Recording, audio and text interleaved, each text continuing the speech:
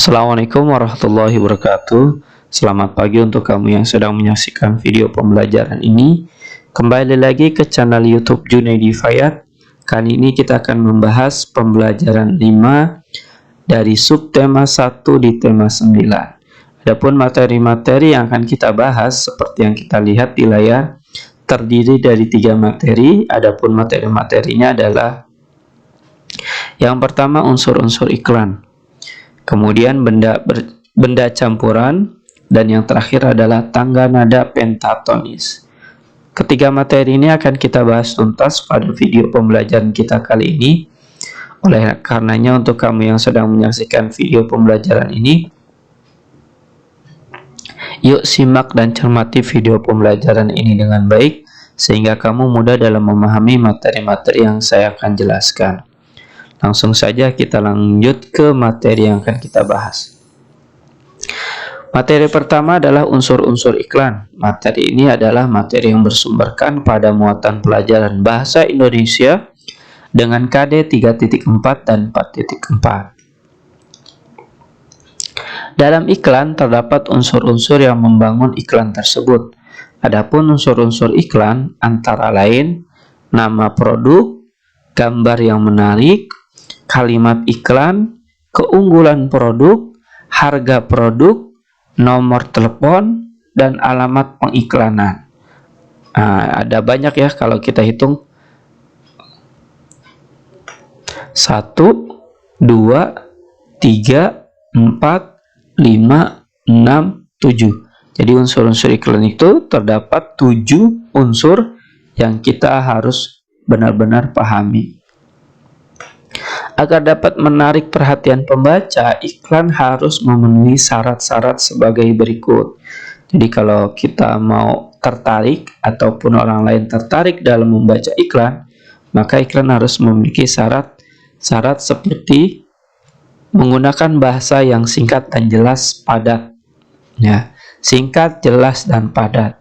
Iklan harus memiliki kalimat dengan bahasa singkat, jelas, dan padat. Dan satu lagi sebenarnya sih kurang tepat kalau cuma singkat, jelas, dan padat, mudah dipahami. Nah, ini adalah poin nomor 1. Kemudian yang kedua, menggunakan bahasa yang memikat dan memiliki daya sugesti. Nomor 2 ini adalah keterampilan dalam membuat iklan ya. Karena harus memiliki daya pikat dan sugesti. Syarat ketiga yang perlu kita pahami adalah menggunakan kata konotasi positif. Konotasi itu adalah yang memiliki arti. Jadi kalau ada sesuatu kata yang mengandung arti, maka usahakan mengandung arti yang positif, yang baik, tidak yang buruk. Syarat kemudian yang keempat adalah isinya bersifat objektif, sesuai dengan kenyataan. Kemudian jujur, singkat, jelas, dan menarik. Nah, item yang keempat ini lumayan agak menarik perhatian ya, karena objektif, jujur. Terkadang ada iklan juga yang tidak jujur ketika kita menyaksikan di televisi ya. Kemudian kita lanjut ke slide berikutnya, yaitu materi yang ketiga, benda campuran. Materi ketiga ini adalah materi terakhir pada pembelajaran kita kali ini. Dan materi ini adalah materi yang bersumberkan pada muatan ilmu pengetahuan alam dengan KD 3.9 dan 4.9. Kalau kita perhatikan, benda-benda yang telah dicampurkan ada yang tercampur sempurna dan ada pula yang tidak tercampur sempurna. Zat-zat yang tercampur sempurna dinamakan campuran homogen. Dan zat-zat yang tidak tercampur sempurna dinamakan heterogen. Jadi benda campuran itu ada campuran homogen dan ada campuran heterogen. Perhatikan contoh berikut.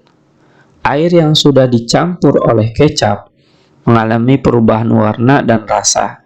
Semula airnya bening, kemudian berubah lebih gelap dan rasanya menjadi manis. Terlihat dalam gambar air dan kecap tercampur sempurna. Campuran ini dinamakan campuran homogen. Contoh lainnya adalah minuman ringan, larutan pembersih lantai, larutan gula, larutan garam, dan larutan pewarna. Adapun contohnya yang disebutkan tadi adalah air dicampur kecap, maka seperti ini gambarnya. Ada air, kemudian ada kecap manis. Ketika dimasukkan dalam wadah dan disatukan antara air dengan kecap, maka terbentuklah seperti ini. Air kecap namanya ya, karena awalnya air dan kecap. Dan ini merupakan contoh dari campuran homogen yang bisa kita nikmati selaku kita penikmat makanan di rumah ya. Karena ibu kita atau siapapun yang memasak di rumah biasanya menggunakan kecap ketika membuat sesuatu. Walaupun gak banyak, tapi ada juga yang mengandung unsur kecap dan air. Kemudian perhatikan pula contoh berikut, masih dengan materi yang ketiga, yaitu air dicampur dengan tanah merah, maka jadinya seperti ini. Jadi tanah merahnya tidak tercampur dengan sempurna ya. Maka kalau kita perhatikan, air yang sudah dicampur oleh tanah merah mengalami perubahan.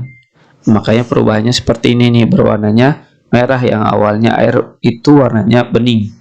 Semula air bening kemudian berubah menjadi keruh dan menyisakan endapan tanah merah pada bagian dasar gelas. Jadi di sini ada endapan berupa tanah merah yang ada di dasar gelas. Terlihat dalam gambar air dan tanah merah tidak tercampur sempurna. Campuran ini dinamakan campuran heterogen.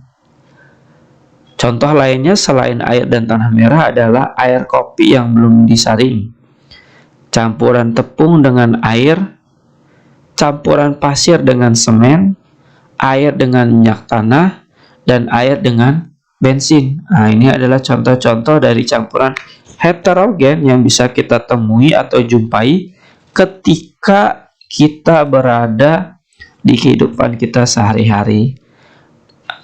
Mudah-mudahan di sini kamu sudah dapat membedakan antara benda campuran, baik campuran heterogen maupun campuran homogen.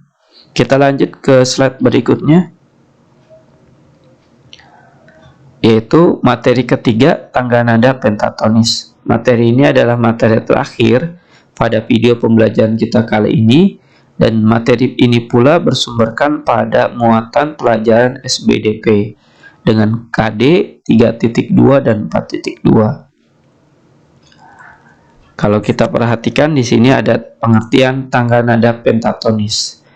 Tangga nada pentatonis adalah tangga nada yang terdiri dari 5 nada pokok. Penta artinya 5, ton artinya nada. Tangga nada pentatonis lebih banyak digunakan pada musik tradisional seperti gamelan. Tangga nada ini dibedakan menjadi 2 tangga nada, yaitu pelok dan slendro. Jadi terdiri dari 5 nada ya, yang kita ketahui,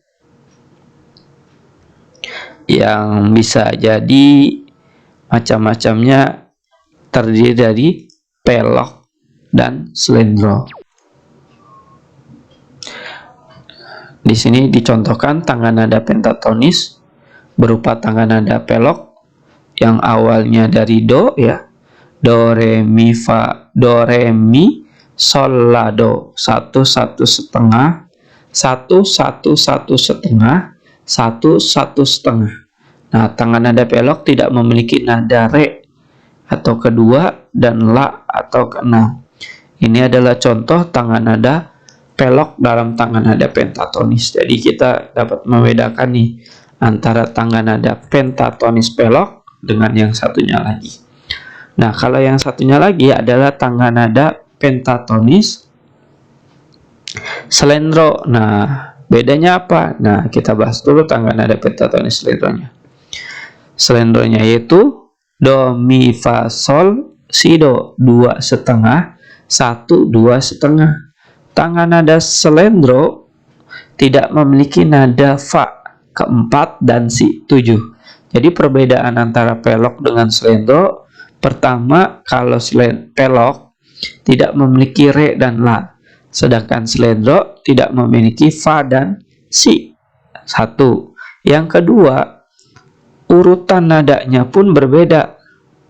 Ya, urutan nadanya. Kalau pelok 1 1 setengah 1 setengah, sedangkan slendro 2 setengah 1 2 setengah. Ini adalah contoh tangga nada slendro. Jadi perbedaannya jelas ya antara pelok dengan slendro. Jadi kamu mudah-mudahan nih, pertama tadi sudah memahami tangga nada pentatonis, yang kemudian keduanya bisa membedakan antara tangga nada pentatonis pelok dengan tangga nada pentatonis slendro. Gimana? Mudah ya? Mudah-mudahan bisa nih dalam memahami tangga nada pentatonis yang kita bahas barusan.